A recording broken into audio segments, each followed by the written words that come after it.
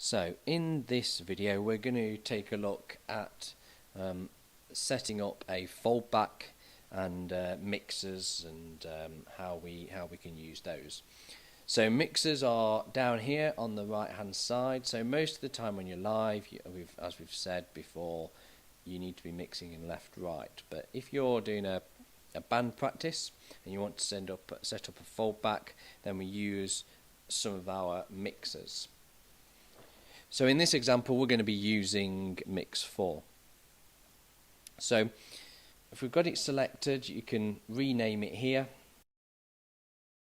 The other thing you can do is if you want to, you can set it as a pre-fader. We don't advise this, but it is possible.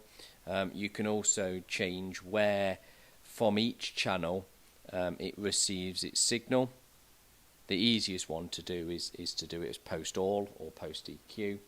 That way you do all of your work here on the left right mix. For this example we've got this foldback monitor. They have vocals coming through, but I'm going to turn the backing vocals down. That doesn't turn the backing vocals down on the main speakers, so the front of house. It just turns it down on that foldback. Again, I'm going to turn the instruments down a little bit. So the person who's listening to this foldback is the main vocalist, so they're not going to want to listen to themselves. They might not even want to listen to the backing vocalist, because the backing vocalists are harmonizing with the main singer. So therefore we've just got the main lead instruments here, with the rhythm slightly lower and no extra ones there. So that gives us an idea of what we might want to set a foldback up. The idea of a foldback is that you put the minimal amount of everything through it so that you're able to put more in to the front of house. So the example that I tend to give, say this person wants to hear more keys, what I would do is turn a little bit of everything else down, see whether they like that, and if not, then bring the keys up. That way you have reduced the overall volume that is coming out of the system, but increasing the priority of the keys.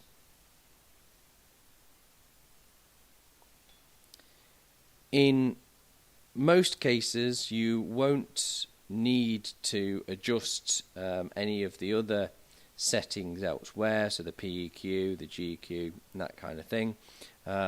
They will be set up as flat EQs.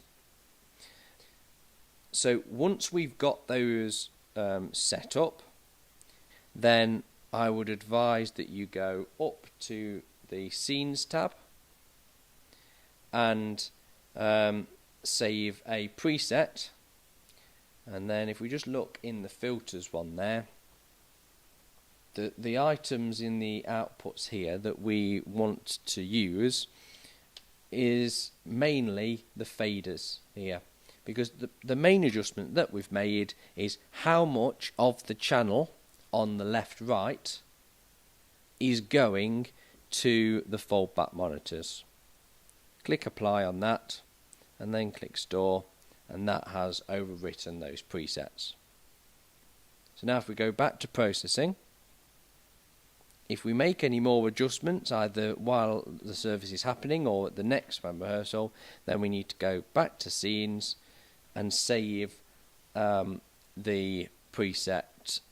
So say we've got Worship Band 1. We just need to double check that this one is going to make an effect, which it is, because it's changing the faders, and then we click apply and click store. So those changes have now been saved to that preset. Now if we look on this right hand side, we've got 4 mixers that are just labelled 1 to 4, but then we have mix 5 and 6. Now this is a stereo mix, so it will code to 2 separate outputs, but we sometimes use this to group types of foldbacks together. So for example, if you've got 2 keyboardists who or 2 guitarists who will want to be listening to something very similar, although there might be 1 or 2 little changes, we can do those changes here. So first of all, we're going to give this one a name. So in this case, we're going to say that it is our electric guitar foldbacks. So we've got an acoustic guitar here and an electric guitar, and so they will want to hear themselves. They're sharing one foldback here. They might want to hear a little bit of everything else. They might want to play along with the keyboard and the bassists and the drums, but most of all they want to hear themselves coming back so that they know what they're playing. Now this means that at the moment they're both listening to exactly the same thing, although they are coming out of 2 different foldback monitors, coming out of different channels. But then the acoustic guitarist only wants to hear themselves and doesn't want to hear the electric guitar. So what we do is the acoustic guitar is on mix 5 here, so we can pan them to the left, and the electric guitar is on mix 6, so we pan them to the right.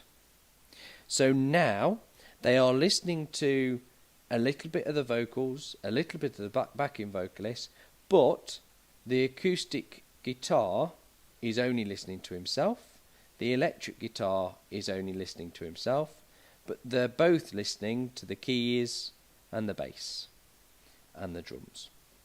Just to recap and go through everything, all your mixers are down on the right hand side here.